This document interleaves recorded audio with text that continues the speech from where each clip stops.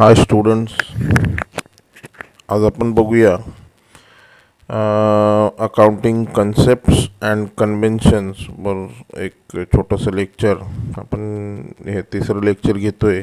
11वीचा पहिला जो आपला चॅप्टर आहे त्याच्यावर हा आपला तिसरा थिअरिटिकल लेक्चर आहे. याच्यामध्ये अतिशय महत्त्वाचं म्हणजे बेसिक अकाउंटिंग कन्सेप्ट्स आणि कन्व्हेन्शन्स हे आपण डिस्कशन करायचं आहे. तर याच्यात सुरुवात करताना सगळ्यात पहिल्यांदा आपण याचे मीनिंग आणि इम्पॉर्टन्स बघूया. What is accounting concepts? Concepts means what? Concepts means basic idea, thought, basic thinking. म्हणजे काही ज्या आपल्या विचार असतात किंवा आपले काही थॉट्स असतात ज्याच्यावर आपण एखादी गोष्ट पुढे उभी करतो, असा जो बेस असतो त्याला आपण कन्सेप्ट म्हणतो. बरोबर आहे. हे असं आहे की ज्याच्यावर ही पूर्ण अकाउंटिंगचं बिल्डिंग उभी आहे. ज्याचे पिलर किंवा ज्याचे बेस, आपण बेस पिलर पण त्याला म्हणू, तेच आहे आपलं अकाउंटिंग कन्सेप्ट्स. अकाउंटिंग कन्सेप्ट्स म्हणजे आपण म्हणू बेसिक आयडिया, थॉट आपलं, की त्याच्यावर आपण विचार करतो आणि त्यानुसार आपण त्याच्यामध्ये काही चेंजेस करत करत आपण ते पुढे फॉलो करतो. आता ह्या ज्या काही गोष्टी असतात जसं आपण फॉलो करतो म्हणजे काय, तर these are the conventions. Convention म्हणजे चालीरीती. आपण ज्या पुढे आपण चाल ठेवतो त्याची, किंवा आपण पुढे जे आपल्या पिढीने पिढी ते लोक पुढे चालवत राहतात वारसा, त्याला आपण कन्व्हेन्शन म्हणतो. कन्सेप्ट्स म्हणजे जनरली की आता एक एक्झाम्पल त्याचं झालं तर आपण सकाळी उठल्यावर आंघोळ करून मग देवाची पूजा करतो. ही आपल्या घरामधली एक प्रथा असते, परंपरा. आपण कन्व्हेन्शन म्हणजे परंपरा म्हणू, म्हणजे प्रथा आहे. आपल्याला लहानपणापासून आपल्या आईवडिलांनी शिकवलेली जी गोष्टी असतात, ज्याचं काही आपण स्पेशल एक्सप्लेनेशन देऊ शकत नाही, पण ते आपण चालीरीती पुढे चालू ठेवतो. की सकाळी उठल्यावर देवाला नमस्कार करायचा आणि मग पुढचं काम चालू करायचं. हे सगळ्यांच्याच घरात शिकवलेलं असतं. तर ह्या ज्या असतात ह्या काही बेसिक कन्सेप्ट्स असतात, ज्या प्रत्येक घरात वेगवेगळ्या असतात आणि वेगवेगळ्या पद्धतीने ते लोक पुढे नेत असतात.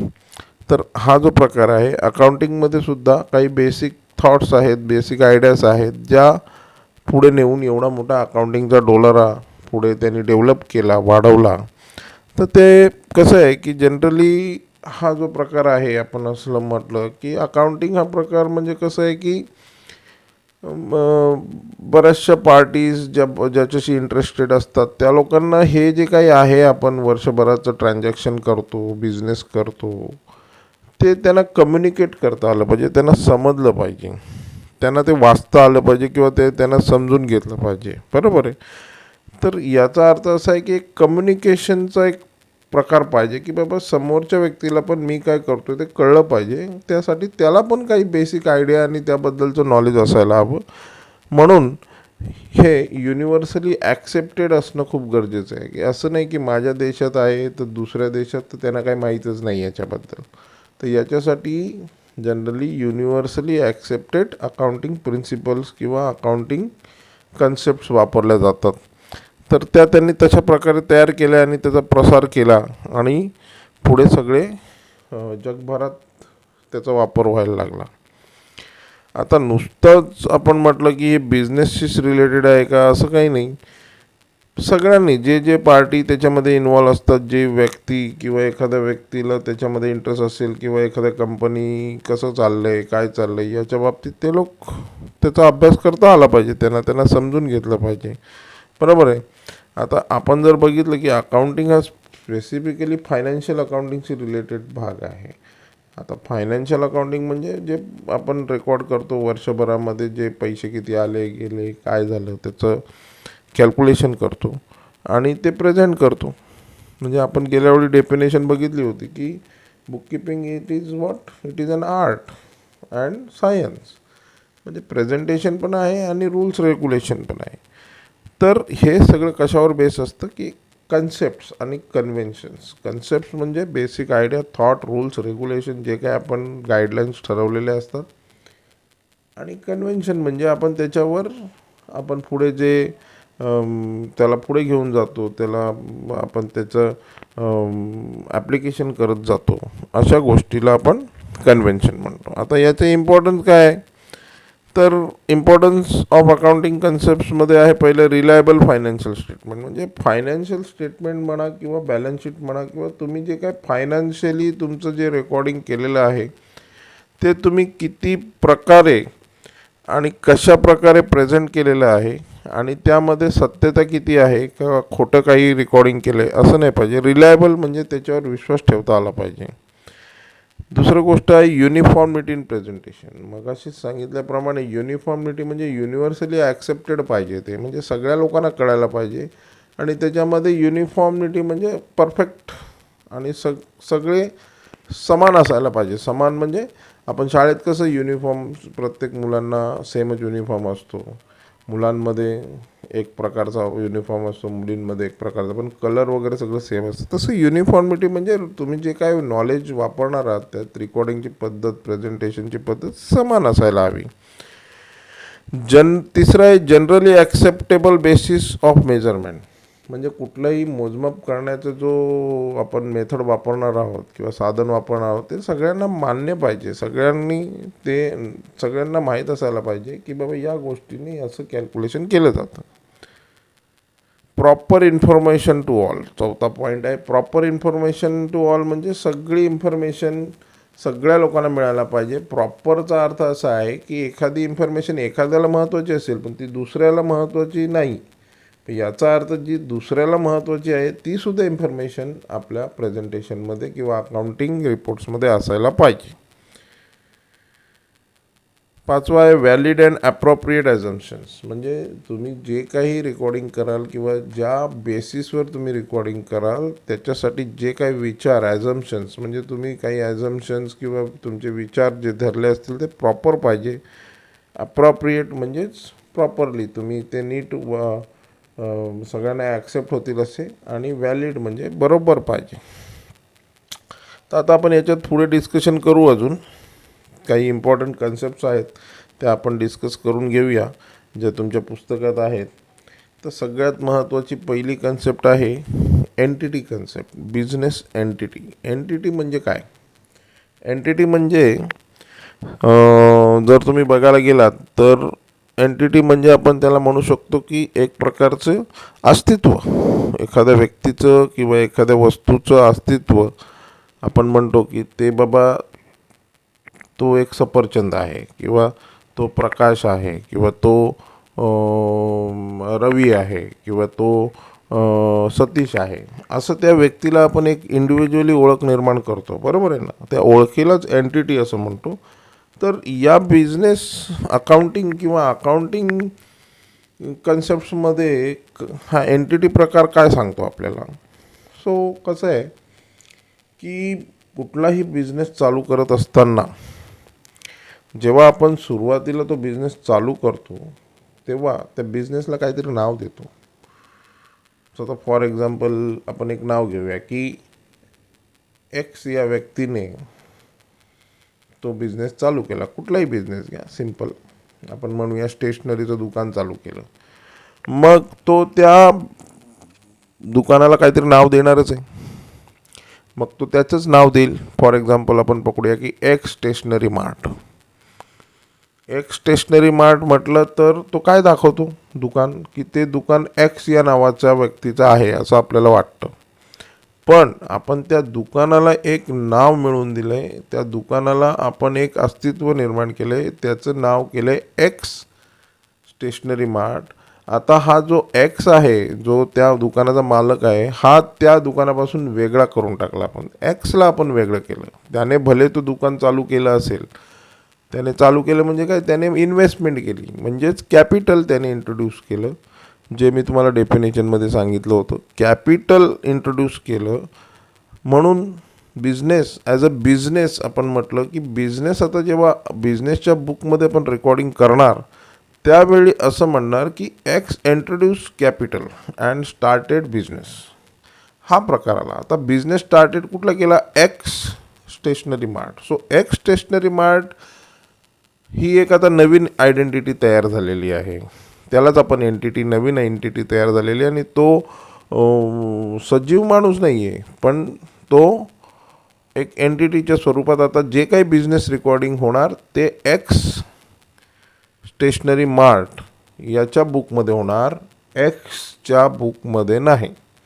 म्हणजेच एक्स स्टेशनरी मार्टला आपण एक माणूस समजून किंवा एखादी व्यक्ती समजून त्याच्याकडे आलेले पैसे तो रिसिव्ड करणार, त्याच्यामध्ये रेकॉर्ड करणार आणि त्याच्याकडून गेलेले पैसे तो पेमेंट म्हणून रेकॉर्ड करणार. त्यामुळे यामध्ये काय झालं की बिझनेसला आपण एक एंटिटी मिळवून दिली आणि ती एंटिटीच्या स्वरूपात आपण त्याची आता बिझनेसचे ट्रान्झॅक्शन रेकॉर्ड होणार. तर ही गोष्ट लक्षात ठेवा. एंटिटी कन्सेप्ट अतिशय महत्त्वाचा आहे, हा समजलाच पाहिजे. त्याच्यामध्ये दाखवले की बिझनेसचा जो ओनर आहे आणि तो बिझनेस आहे या दोघांना सेपरेट केलेलं आहे त्या लोकांनी. दुसरं आहे मनी मेजरमेंट कन्सेप्ट. ही तर अतिशय महत्त्वाची आहे मनी मेजरमेंट कन्सेप्ट. मनी मेजरमेंट कन्सेप्टमध्ये काय आहे की कुठलंही ट्रान्झॅक्शन बिझनेसमध्ये रेकॉर्ड करत असताना ते पैशाच्या स्वरूपात रेकॉर्डिंग केली जाते. ठीक आहे. आता याच्यामध्ये जे महत्त्वाचे ट्रान्झॅक्शन असतात ते सगळे कसे रेकॉर्ड झाले पाहिजे की ज्याचं पैशामध्ये मूल्यमापन करता येईल किंवा पैशाच्या संबंधित इतर गोष्टीमध्ये मूल्यमापन करता येईल. पण जे पैशामध्ये रेकॉर्ड करता येणार नाही अशा गोष्टी आपण बुक्समध्ये रेकॉर्ड करू शकत नाही. अगदी आपण त्यामध्ये सिम्पल म्हटलं की बाबा एखादा मॅनेजरची डेथ झाली तर ती आपण पैशामध्ये रेकॉर्ड करू शकतो का? नाही. लॉस झाला, कंपनीचा खूप मोठा लॉस झाला, एवढा चांगला मॅनेजर आपला सोडून निघून गेला तर त्याचं आपण पैशामध्ये व्हॅल्युएशन करू शकत नाही. पण जर एखादा रिटायर्ड झाला मॅनेजर तर त्याचे रिटायरमेंट बेनिफिट जे काय असतील ते आपण फायनान्शियली रेकॉर्ड करू शकतो. तर एवढं सिम्पल आहे की मनी मेजरमेंट कन्सेप्ट काय सांगतं आपल्याला की बाबा तुम्ही जे काही रेकॉर्ड कराल ते त्याचं व्हॅल्युएशन पैशामध्ये होणं गरजेचं आहे. तिसरं आहे कॉस्ट कन्सेप्ट. कॉस्ट कन्सेप्ट काय सांगतं आपल्याला की जे काही तुम्ही बुक्समध्ये रेकॉर्ड करणार आहात ते ॲक्च्युअल कॉस्टला रेकॉर्ड करा. म्हणजे ज्या किमतीला तुम्ही एखादी वस्तू परचेस केली तर ती तुम्ही जी तुमच्या बिलवर आहे जी खरी अमाऊंट आहे तीच लिहा. अननेसेसरी ओव्हर व्हॅल्यूड किंवा अंडर व्हॅल्यूड करून अमाऊंट लिहू नका, जेणेकरून तुमचे अकाउंट नंतर तुम्हाला इम्प्रॉपर डेटा दाखवू नये. म्हणून जे काही रेकॉर्ड कराल ते तुम्ही एक्झॅक्ट कॉस्टला रेकॉर्ड करा. ज्या किमतीला तुम्हाला ती वस्तू पडले ते तुम्ही रेकॉर्ड करणं अगदी गरजेचं आहे. नेक्स्ट आहे कन्सिस्टन्सी कन्सेप्ट. कन्सिस्टन्सीचा शब्द तुम्हाला कळत असेल. कन्सिस्टन्सीचा अर्थ काय की कंटिन्युटी. म्हणजे तुमच्या कुठल्याही कामामध्ये कन्सिस्टन्सी असणं खूप गरजेचं आहे. अभ्यास करताय तर अभ्यास करण्यामध्ये पण कन्सिस्टन्सी असली पाहिजे तरच तुम्हाला त्याचं फळ मिळतं. कुठलीही गोष्ट तुम्ही करा, अभ्यासच नाही म्हणत आहे, तुम्ही स्पोर्ट्स खेळा किंवा कुठल्याही गोष्टी करा, त्याच्यामध्ये कन्सिस्टन्सी असल्यावरच तुम्हाला त्याचं खरं यश मिळतं. तसंच हा प्रकार आहे की अकाउंटिंग पॉलिसी किंवा अकाउंटिंग करत असताना आज मी बाबा असं करतो, उद्या मी तसं करतो, तसं नाही चालणार. अकाउंटिंग पॉलिसीज तुम्हाला त्याच कंटिन्युअसली फॉलो कराव्या लागतील, जेणेकरून जे त्याचे वाचक किंवा जे ते अकाउंट्स बघणारे आहेत ते लोक कन्फ्यूज होता कामा नाहीत. सो कन्सिस्टन्सी कन्सेप्ट अतिशय इम्पॉर्टंट आहे, ही लक्षात ठेवायची. पुढची आहे कन्झर्वेटिझम. ही जरा वेगळी आहे, ह्याचं थिंकिंग वेगळं आहे. कन्झर्वेटिझम या शब्दाचा अर्थ आहे playing safe game. Safe game खेळायचा असतो कुठलाही. बिझनेस करताना तर अतिशय महत्त्वाचं आहे. आता याच्यामध्ये काय सांगितलेलं आहे की कुठल्याही बाबतीत बिझनेस करत असताना की तुम्ही नुसती प्रॉफिटची स्वप्न बघायची नाही आहेत. तुम्ही प्रॉफिटची स्वप्न बघण्याऐवजी तुम्हाला होणारे खर्च जे आहेत भविष्यात किंवा आता होणारे, हे खर्च पहिले तुम्ही कव्हरअप कसे करता येतील ते बघा मग ॲटोमॅटिकली तुम्हाला प्रॉफिट होईल, पण लॉस तर होणार नाही. याचा अर्थ भले मला प्रॉफिट नाही झाला तरी चालेल, पण मला लॉस पण होणार नाही, ह्याची मी काळजी जी घेतो त्याला कन्झर्वेटिझम असं म्हणतात. ठीक आहे, म्हणजेच शॉर्टकटमध्ये प्ले सेफ आपण त्याला म्हणू शकतो, की कधीही बिझनेस करत असताना तुम्ही प्रॉस्पेक्टिव्ह लॉसेस किंवा एक्सपेन्सेस तुम्ही कन्सिडर पहिले केले पाहिजे, इन्कम नाही. सो हा एक आहे महत्त्वाचा पॉईंट. त्याच्यानंतर आपण बघूया going concern concept. Going concern concept आणि कन्सिस्टन्सी कन्सेप्ट नियर अबाउट सेमच आहे. गोईंग कन्सर्न कन्सेप्ट म्हणजे काय आहे, की याच्यामागे थिंकिंग अशी आहे की एखादा बिझनेस तुम्ही करत असाल तर ऑब्वियसली तुमच्या मनामध्ये एक गोष्ट तर क्लिअर आहे की बाबा मी जो बिझनेस करतो आहे तो बिझनेस मी 1 वर्ष करून बंद नाही करणार आहे, मी कंटिन्यू करणार आहे, मी सतत ते करतच राहणार आहे. म्हणजे व्हेरी लाँग पिरियडसाठी मी करणार आहे. त्याचं आत्ता मी तुम्हाला काही सांगू शकत नाही, पण मी तो पुढे नेणार, वाढवणार आणि त्याला डेव्हलप करणार, अशा पद्धतीचं माझं थिंकिंग आहे. म्हणून त्याला आपण बेसिक ॲझम्पशन म्हणू शकतो की गोईंग कन्सर्न म्हणजे काय, की बाबा माझा बिझनेस मी कंटिन्यू करणार आहे, जेणेकरून माझी अकाउंटिंग पण कंटिन्यू राहील, माझे प्रिन्सिपल्स, अकाउंटिंग प्रिन्सिपल मी कंटिन्यू फॉलो करेन. तर हा जो प्रकार आहे याला आपण गोईंग कन्सर्न कन्सेप्ट म्हणायचा. नेक्स्ट आहे रिअलायझेशन. रिअलायझेशन कन्सेप्ट आपल्याला काय सांगतो, की कुठलंही इन्कम असो किंवा एक्सपेन्सेस असो जे त्यावेळी ॲक्रू किंवा रिअलाइज होईल किंवा ड्यू होईल त्यावेळीच ते रेकॉर्ड करणं गरजेचं आहे. अननेसेसरी अगोदरच एखादी गोष्ट मी रेकॉर्ड करून ठेवेन किंवा मी वेळ गेल्यावर रेकॉर्ड करेन ते चालणार नाही. ज्यावेळी ते रिअलाइज होईल, फॉर एक्झाम्पल मी म्हटलं की एखादी गोष्ट मी सेल करतो आहे, तर सेल करत असताना मला फक्त प्रायमरी माझं डिस्कशन झालं आहे, पण प्रॉपरली की बाबा मला एवढा माल तिकडे विकायचा आहे, आता मला सेल करायचं आहे, तर त्यांच्याशी क्लायंटशी माझं बोलणं झालं की हा ठीक आहे, ते म्हणाले की आम्ही 1 लाखाची क्वांटिटी घेऊ, पण घेतली का, त्यांनी त्याची ऑर्डर आपल्याला प्लेस केली का, त्यांनी ऑर्डर प्लेस केल्यावर आपण त्याचं इन्व्हॉइस बनवून त्यांना पाठवलं आहे का. ज्या दिवशी हे ट्रान्झॅक्शन होईल त्या दिवशी आपण म्हणू शकतो की ते सेल पूर्ण झालं आणि मग त्याची आपण रेकॉर्डिंग करू शकतो. आता पुढचं आहे ॲक्रुअल कन्सेप्ट. ॲक्रुअल कन्सेप्ट काय सांगतो, की बाबा जेव्हा तुमचे एक्सपेन्सेस किंवा इन्कम हे ड्यू होतील किंवा ॲक्रूड होतील त्याच वेळी तुम्ही रेकॉर्ड करा. म्हणजे वर्षभरामध्ये आपण म्हटलं की बाबा मला दर महिन्याला 500 रुपये इलेक्ट्रिसिटी बिल येतं, तर 500 रुपये इलेक्ट्रिसिटी बिल मी जानेवारीचं लिहीन, फेब्रुवारीचं लिहीन, मार्चचं लिहीन, सगळ्या महिन्याचं लिहीन. डिसेंबरला मला अकाउंट क्लोज करायचं आहे, तर डिसेंबरचं बिल हे जानेवारीला येणार आहे, कारण की पूर्ण डिसेंबर महिना संपल्यावर बिल मला जनरेट जानेवारीला होणार आहे. पण याचा अर्थ मी डिसेंबरचं बिल माझ्या अकाउंटमध्ये दाखवणार नाही का, तर दाखवणार, बिकॉज इट इज ॲक्रूड. बरोबर आहे, त्या दिवशी ते ड्यू होणार आहे आणि मला माहिती आहे की डिसेंबरचं बिल जानेवारीमध्ये मला मिळणार आहे, पण मला ते डिसेंबरलाच कन्सिडर करावं लागेल. तर याला ॲक्रुअल कन्सेप्ट म्हणतात. तर ही गोष्ट नीट समजून घ्या. नेक्स्ट आहे dual aspect concept. Dual aspect concept हा बेसिकच एकदम थॉट आहे अकाउंटिंगचा. पूर्वीपासून मी तुम्हाला गेल्या वेळी पण मे बी डिस्कशन करताना डेफिनेशनचं सांगितलं असेल की पुढे आपल्याला अकाउंटिंग जे बघायचं आहे तो 2 नंबरचा चॅप्टर आहे, त्याच्यामध्ये आपल्याला याच्यावर फुल डिस्कशन करायचं आहे. तो म्हणजे काय आहे की अकाउंटिंग ज्या पुढे ज्या पद्धती वापरल्या गेल्या त्याच्यामध्ये ड्युअल किंवा double entry book keeping system आणि single entry book keeping system, आपण त्याला म्हणूया ट्रॅडिशनल आणि मॉडर्न अप्रोच, असे 2 प्रकार आहेत. तर ड्युअल एंट्री बुक कीपिंग सिस्टममध्ये कन्सेप्ट अशी आहे की ते लोकांनी ठरवलं की कुठलंही बिझनेस ट्रान्झॅक्शन जे होईल त्याचे 2 इफेक्ट येणारच आणि ते आपल्याला शोधायचे असतात. एक असतो डेबिट आणि एक असतो क्रेडिट.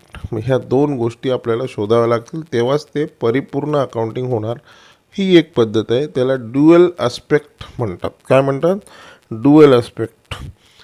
तर 2 इफेक्ट. अजून एक पद्धत आहे सिंगल एंट्री. सिंगल एंट्रीमध्ये कसं आहे की तुम्ही एकच ॲस्पेक्ट बघायचा असतो, दुसरा सोडून द्यायचा असतो, म्हणून त्याला इनकम्प्लीट म्हणतात. तर ती पुढे बघू आपण डिस्कशन करताना. पण सध्यापुरतं तुम्ही ड्युअल ॲस्पेक्टमध्ये लक्षात ठेवायचं आहे की कुठलंही ट्रान्झॅक्शनला दोन इफेक्ट असतात. एक डेबिट असतो, एक क्रेडिट असतो, आपण त्याला म्हणू शकतो. एक देणारा असतो किंवा घेणारा असतो, एक जाणारा असतो की येणारा असतो, काही म्हणू शकतो तुम्ही. तर ही गोष्ट लक्षात ठेवायची. त्याच्यानंतर आहे डिस्क्लोजर. डिस्क्लोजर काय सांगतो आपल्याला? डिस्क्लोजर पॉईंट की कुठलंही अकाउंटचं प्रेझेंटेशन करताना किंवा कंप्लीट तुम्ही अकाउंटिंग केल्यानंतर ती प्रेझेंट करत असताना त्याच्यातून समोरच्या पार्टीला काय काय इन्फॉर्मेशन हवी ही सगळी त्याच्यातून दिसायला पाहिजे. एखादी गोष्ट किंवा एखादं ॲझम्पशन घेऊन तुम्ही एखादं कॅल्क्युलेशन केलं आहे, तर ते का केलं आहे त्याचं डिक्लेरेशन आपण त्याला म्हणूया, डिक्लेरेशन तुम्ही दिलं पाहिजे. आणि तेच डिस्क्लोजर म्हणजे एक प्रकारचं तुम्ही स्पष्टीकरण देत आहे की बाबा हे मी का केलं आहे किंवा हे या गोष्टी मी का केलेल्या आहेत. तर याला आपण डिस्क्लोजर ऑफ अकाउंटिंग इन्फॉर्मेशन म्हणू शकतो की जे आहे ते खरं लिहायचं आहे, पण ते उगाच काही फेकाफेकी नको आहे. तर हा एक महत्त्वाचा आपण म्हणू शकतो, याला कन्व्हेन्शन म्हणतात. ॲक्च्युली कन्सेप्ट आणि कन्व्हेन्शन यांनी एकत्र घेतलेलं आहे.